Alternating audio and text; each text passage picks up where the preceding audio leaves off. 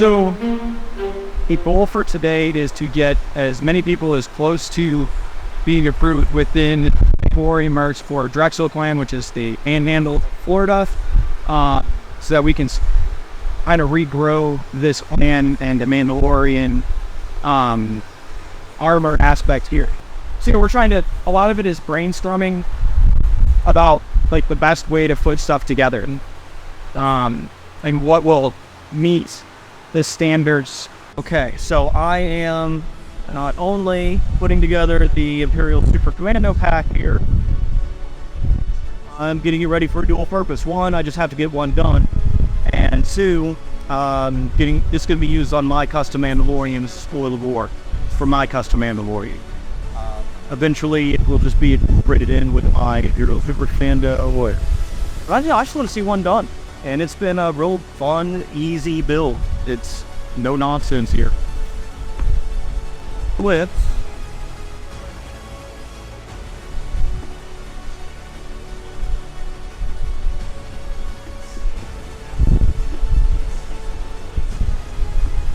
before I glue these together, see using the JJ Industry style mount.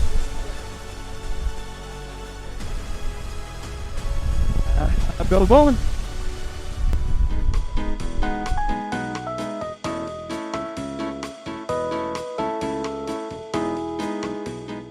This kit is the Deathwatch from the Mandalorian. Almost everything's setting up here. The rest of it's setting on the table with the jetpack.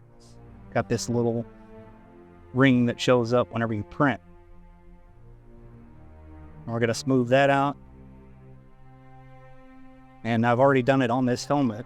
On the back of the helmet, there was this whole section right here was all dimpled, and it smoothed it out with 150 grit. You can do it by hand or you can do it with the orbital. I like to do it with the orbital because it's quicker. The helmet has 3 different colors that it's going to have, or 4 different colors. It'll have all 4 of these colors. It'll have farmhouse, slate blue, the satin lagoon, the Montana gold, Himalayan, Sweet Dream, Montana gold. And that'll be all the colors that go onto that helmet once it's done. And then it'll get weathering also.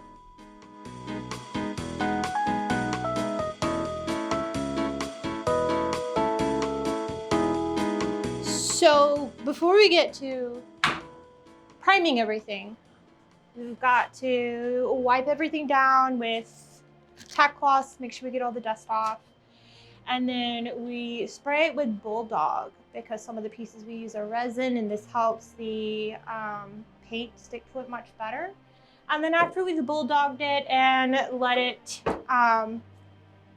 dry, then we use primer. We use automotive paint because it sticks better. It can take, a bunch of like dings and stuff here and there.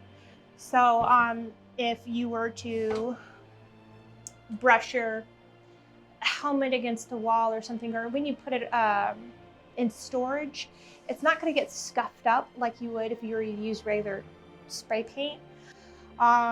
This one is going to be turned into a master mold. So we primered this one so we could look over it, see what else we need to sand down, make sure it's as perfect as we can get it before we do the mold.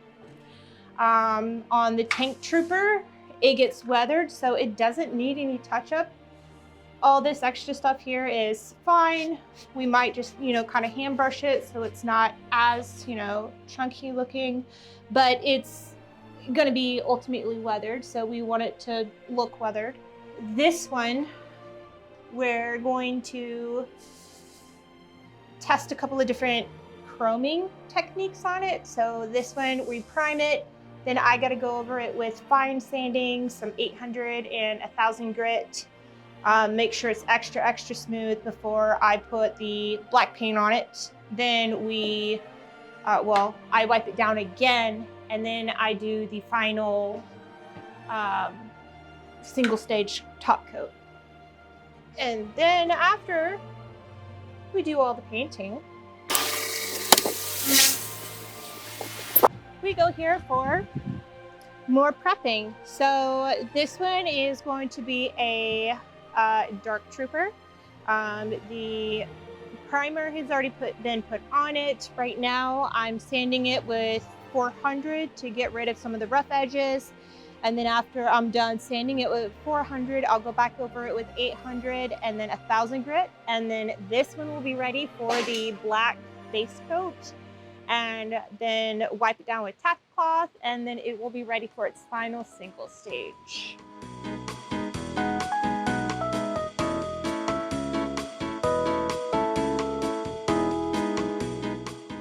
Hey guys, we're here at 850 Armor Works, doing a lot of vac forming. We're doing it for builds, we're doing it for kits, we're doing it for everybody. So you can see this is the process here. We got our molds on a platen, the sheets getting heated by thermal conduction heaters. All push button control.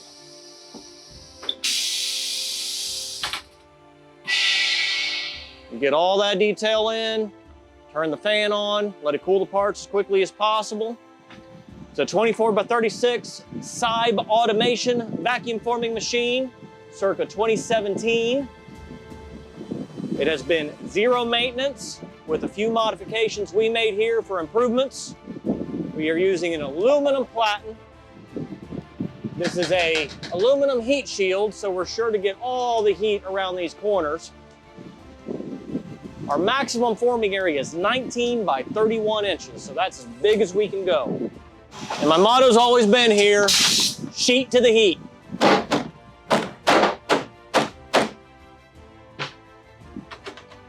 So the sooner I can get this sheet off, over here cutting, and a new one on, the faster we can go. Takes about 2 to 2.5 minutes to process each sheet.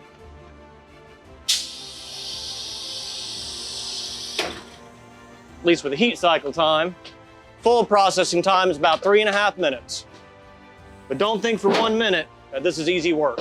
This is hard work, and this is 25 years experience of vacuum forming. You can see when you're doing this, it is a lot easier when it's a team effort. It can be done by one person, but the process slows down a little bit to about 1 sheet every 8 minutes, unless you really trust yourself and know how to switch out your molds fast in case you're running behind on cutting anything out. It's nicer when all our molds are able just to pound out, but some of them are set up to where they just have to be cut away. Y'all can see here that when we're making sets, they are individual to the order ticket and the box. These parts do not go on shelves anywhere and sit and orders get picked. Your box gets taped, your ticket gets stapled, your order starts being formed. That's how we keep track of it. That's how we make sure you get everything. In the past 7 years, we've only misshipped one thing that got left out. And that was an honest mistake.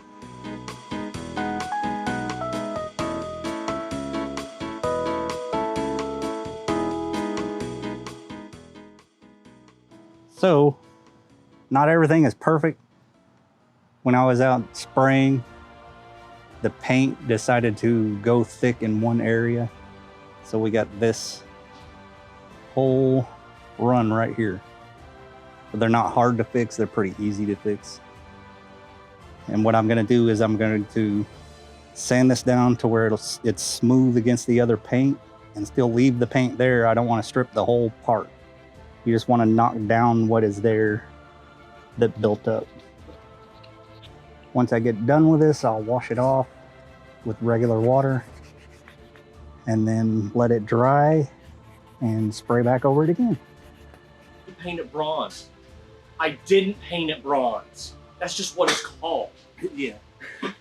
Don't put that in anywhere.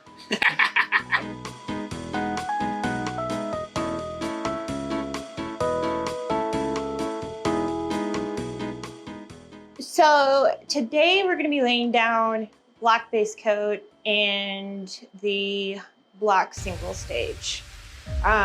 We've already finished doing the fine sanding on all the helmets that are going to get painted today, filled in any holes or, you know, imperfections that we found, then sanded it down with 800 grit and 1000 grit. And we do the helmets, when we have to do the single stage, we try and do the helmets one at a time to cut down on the dust in here to try and make the final coat as pretty as possible.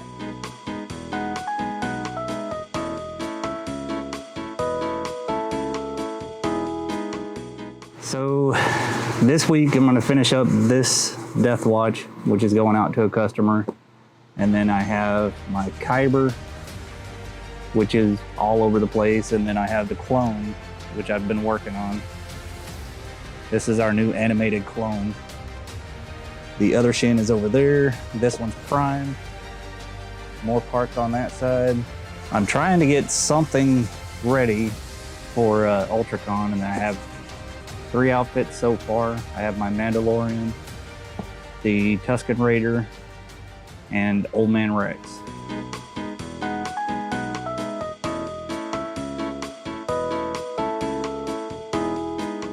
Vest and pain.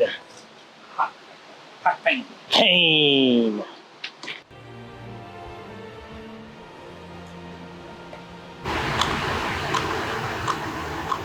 Oh, that would burn.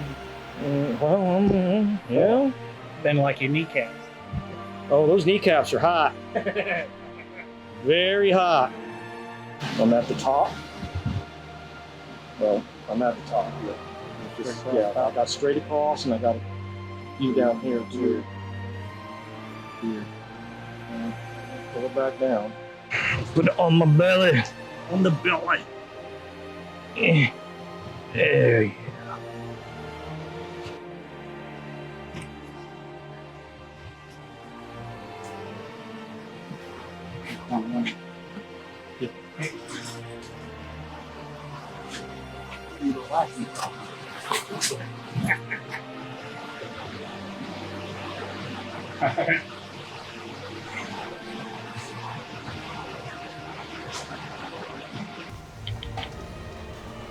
Good.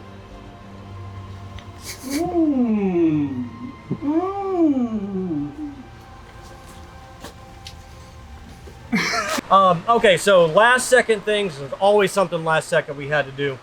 The standard little hooks that are on this jetpack harness system were just too tiny.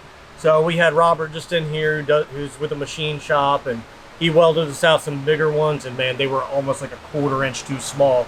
But it looked like everything worked, everything's fine. So now I at least have one Mando for me with the jetpack right now.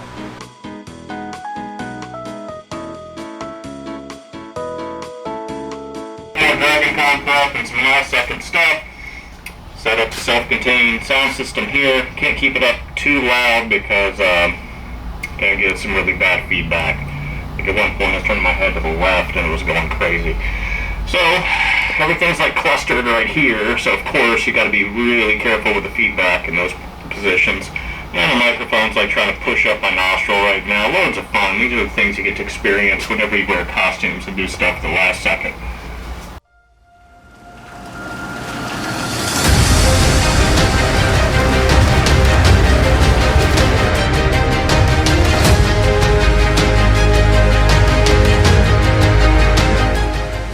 Thank y'all everybody, and finish a few more things up here, and we'll see y'all at DragonCon.